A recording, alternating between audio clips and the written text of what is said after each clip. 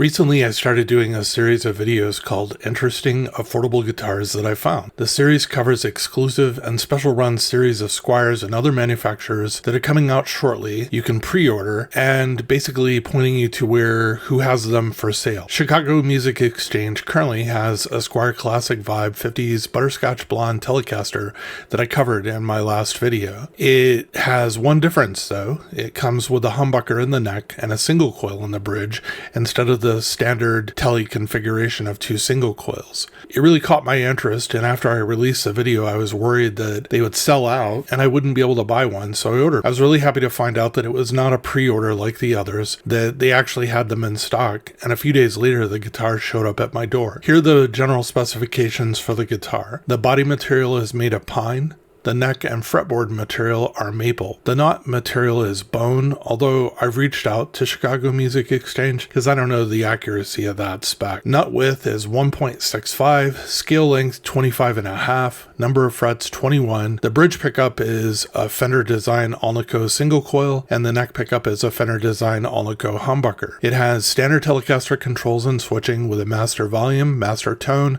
and a 3-position blade switch. The bridge is a 3-saddle vintage-style string-through body Telecaster bridge with chrome barrel saddles. It has vintage-style tuning machines, and the pickguard is the traditional flat black. Going over the guitar, the first thing I always do is take off the strings the guitar comes with, and I inspect everything. The body wood probably had shrunk because one of the string ferrules fell out when I removed the strings. I frequently have this happen on new affordable guitars. It's an easy fix. I put a small dab of super glue on the back of the ridge and put it back in the hole. I put blue tape over it to hold it in place while the glue dried. I tested the other ferrules and they seem to be secure. The electronics function out of the box, but would be something later that me personally I would probably upgrade. The components used are not comparable in quality to a Fender made in Mexico or US model of guitar, but if they were, you'd be paying a lot more for the guitar. There is little hum or static that comes out of the guitar when I plugged into an amp. Don't get me wrong, they actually function flawlessly, and quite honestly, there's nothing that's motivating me to replace them anytime soon. The Alnico pickups that come on the Squiers are something I'm starting to get to like. You could say that they're growing on me. They sound great, both clean and overdriven, and they just work.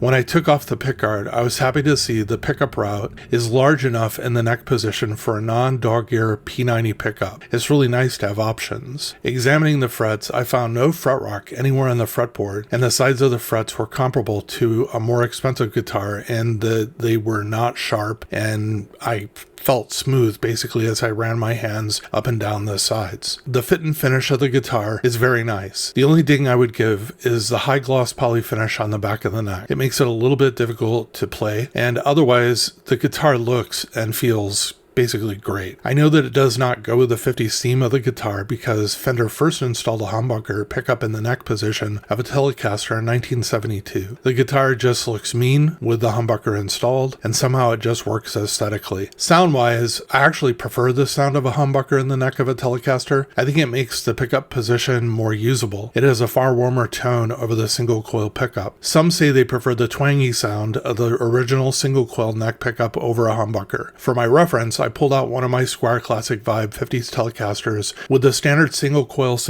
configuration and played the neck pickup, and then compared it to the new guitar with the humbucker in the neck position, and I get it. The neck pickup of the single coil guitar does have more highs, and it is twangy. The humbucker is softer and more in the middle of the tone range. This guitar costs $479, which is only $50 more than the regular model, and as of this date in March of 2024 is still in stock at the Chicago Music Exchange.